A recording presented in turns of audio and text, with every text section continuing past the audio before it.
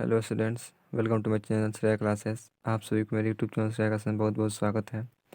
तो आज की इस वीडियो में हम लोग क्लास 10th के साइंस में चैप्टर नंबर 10 जो प्रकाश अपवर्तन है उसी बारे में पढ़ेंगे।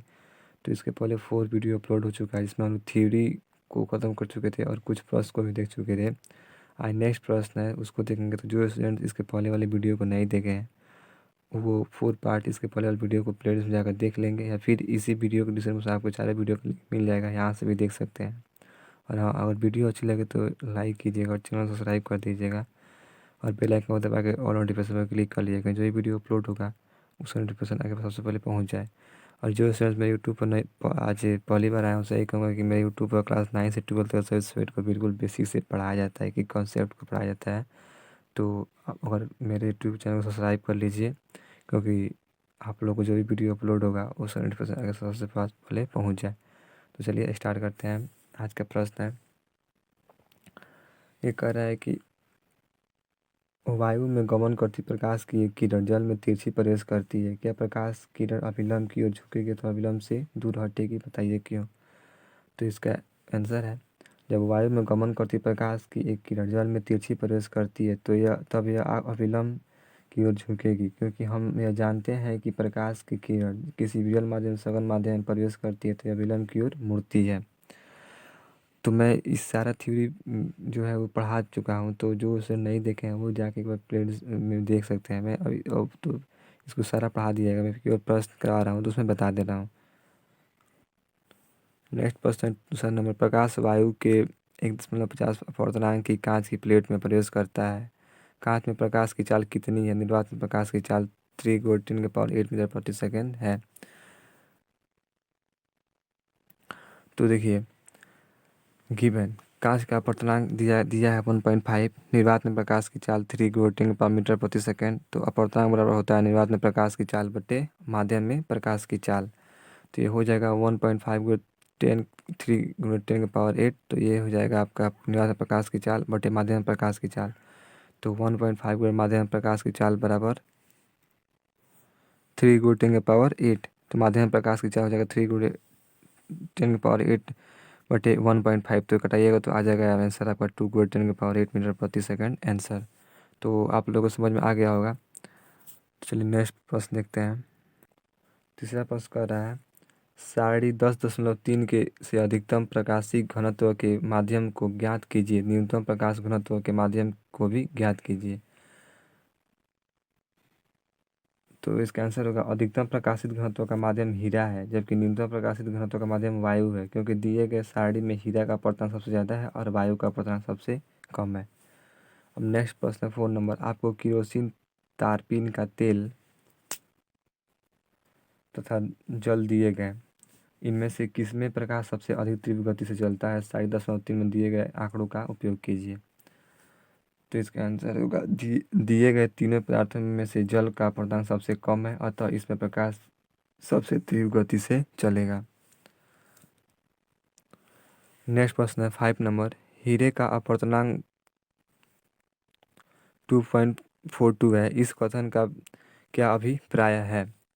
तो इसका आंसर होगा, अभी तक सभी प्राकृतिक पदार्थों में हीरे का अपवर्तनांक सबसे अधिक है। इसका अपवर्तनांक 2.42 है, जिसके कारण यह अधिकतम प्रकाशिक घनत्व का माध्यम है, जिसके कारण इसमें प्रकाश की चाल काफ़ी कम होती है और यह सुंदर तथा चमकीला दिखाई पड़ता है।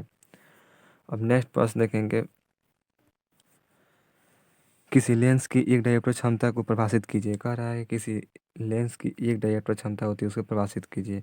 तो जिस लेंस की फोकस दूरी 1 मीटर होती है उस लेंस की क्षमता 1 डायोप्टर होता है। नेक्स्ट प्रश्न है दूसरा नंबर, कोई उत्तल लेंस किसी सुई का वास्तविक तथा उल्टा प्रतिबिंब उस लेंस से 50 सेंटीमीटर दूर बनाता है। यह सुई उत्तल लेंस के सामने कहाँ रखी है। यदि इसका प्रतिबिंब उसी साइज का बन रहा है जिस साइज का बीम है, लेंस की क्षमता भी ज्ञात कीजिए। तो आइए इसको सॉल्व करके देखते हैं। सॉल्व किया हुआ मैं आपको समझा देता हूँ।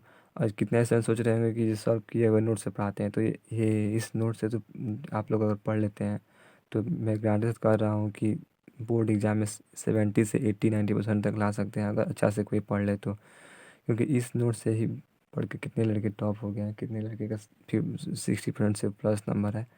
तो जो स्टूडेंट्स इसी तरह का फिजिक्स, केमिस्ट्री और biology, social science, Sanskrit, math का नोट्स लेना चाहते हैं तो वो डिस्क्रिप्शन नंबर दिया हुआ है, उस पर कॉल करके पता कर सकते हैं। तो पहले गिवन दिया हुआ है, गिवन मतलब होता है दिया हुआ। प्रतिबिंब की दूरी v बराबर 50 सेंटीमीटर, बीम तथा प्रतिबिंब की ऊंचाई बराबर है।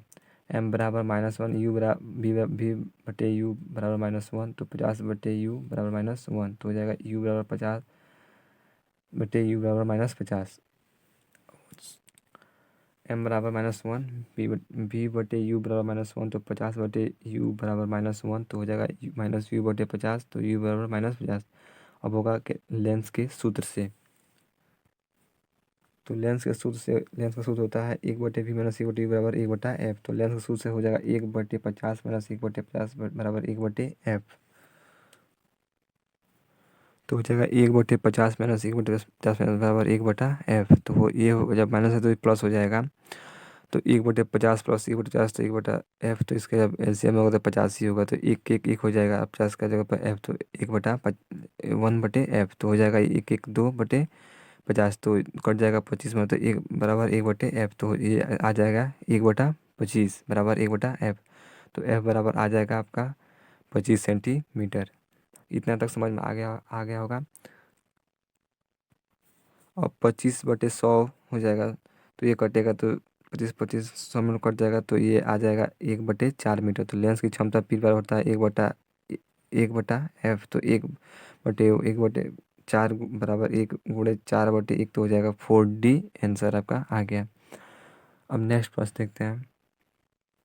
नेक्स्ट प्रश्न तीसरा नंबर है, 2 मीटर फोकस दूरी वाले किसी अवतल लेंस की क्षमता ज्ञात कीजिए। ये कह रहा है किसी 2 मीटर फोकस दूरी वाले किसी अवतल लेंस की क्षमता ज्ञात कीजिए। तो गिवन दिया हुआ है फोकस दूरी f बराबर -2 मीटर, तो ये अवतल लेंस है, तो लेंस की क्षमता p बराबर 1/f। तो 1/2 बराबर 0 माइनस 0.5D। आंसर आ गया। अभी तक जो बुक में प्रश्न दिया था उसको सॉल्व कर रहे थे, तो वो पूरा समाप्त हो गया। अब आइए अभ्यास पे। तो अभ्यास का 7 नंबर क्वेश्चन कर रहा है, 15 सेंटीमीटर फोकस दूरी के एक अवतल दर्पण का उपयोग करके हम किसी बीम का सीधा प्रतिबिंब बनाना चाहते हैं। बीम का दर्पण से दूरी का परिसर रेंज क्या होना चाहिए? प्रतिबिंब की प्रकृति कैसी है? प्रतिबिंब बीम से बड़ा है अथवा छोटा है? इस स्थिति में प्रतिबिंब बनने का एक किरण आरेख बनाएं। तो आइए इसका आंसर देखते हैं। 15 सेंटीमीटर फोकस दूरी के एक अवतल दर्पण का उपयोग करके बीम का सीधा प्रतिबिंब बनाने के लिए वस्तु को दर्पण से 15 सेंटीमीटर दूर के अंदर रखना चाहिए। कह रहा है कि 15 सेंटीमीटर दूर के अवतल दर्पण का उपयोग करके बीम का सीधा प्रतिबिंब बनाने के लिए वस्तु को दर्पण से 15 सेंटीमीटर के दूरी के अंदर रखना चाहिए। इस प्रकार बना प्रतिबिंब काल्पनिक, आभासी तथा सीधा होता है। प्रतिबिंब का आकार वस्तु के आकार से बड़ा होता है। जो प्रतिबिंब का आकार होता है वस्तु के आकार से बड़ा होता है। इस स्थिति में प्रतिबिंब बनाने का किरण आरेख निम्नलिखित है। और इस स्थिति में जो होता है प्रतिबिंब बनाने का किरण आरेख निम्नलिखित होता है। ये फिगर डायग्राम है, आप देख सकते हैं। तो नेक्स्ट प्रश्न हम लगाते हैं 8 नंबर, निम्न स्थितियों में प्रयुक्त दर्पण का प्रकार बताइए। तो ए, किसी कार का अग्रदीप है, दीप हेडलाइट। तो इसका आंसर है किसी कार के अग्रदीप अर्थात हेडलाइट के रूप में अवतल दर्पण का उपयोग किया जाता है, क्योंकि अवतल दर्पण प्रकाश की किरणें को एक जगह एकत्रित कर देती है, जिससे चालक को आगे की वस्तुओं को देखने में सुविधा मिलती है और गाड़ी चलाने में आसानी होती है। ये कह रहा है कि किसी कार के अग्रदीप अर्थात हेडलाइट के रूप में अवतल दर्पण का उपयोग किया जाता है, क्योंकि अवतल दर्पण प्रकाश की किरणों को एक जगह एकत्रित कर देती है, जिससे चालक को आगे की वस्तुओं को देखने में सुविधा मिलती है और गाड़ी चलाने में आसानी होती है। दूसरा है किसी वाहन का पास पैसे, तो इसका आंसर होगा किसी वाहन का स्पष्ट दर्पण अर्थात साइड मिरर उत्तल दर्पण का बना होता है, क्योंकि उत्तल दर्पण का दृष्टि क्षेत्र बड़ा होता है, जिससे कारण यह अधिक क्षेत्र के वस्तु का काल्पनिक तथा सीधा प्रतिबिंब दर्पण में बनता है, जिससे कारण चालक को गाड़ी चलाने में सुविधा होती है। उसके बाद सी नंबर आप लोग क्वेश्चन बुक से देख लीजिएगा।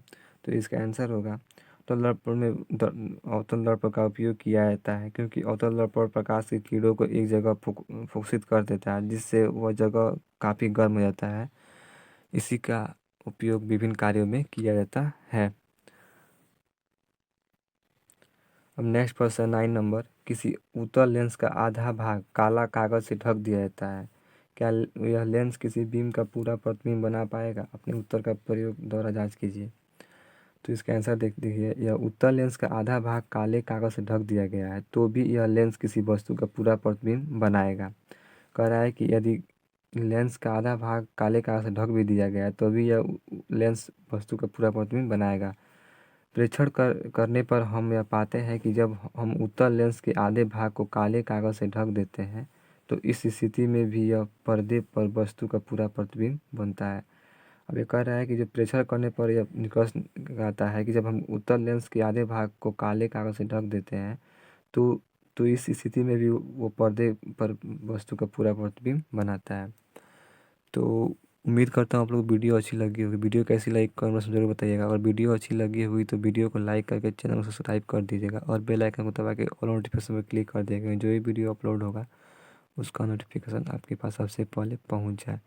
तो चलिए मिलते हैं नेक्स्ट वीडियो में। तो नेक्स्ट प्रश्न को देखेंगे, तब तक के लिए धन्यवाद। जय हिंद, जय भारत।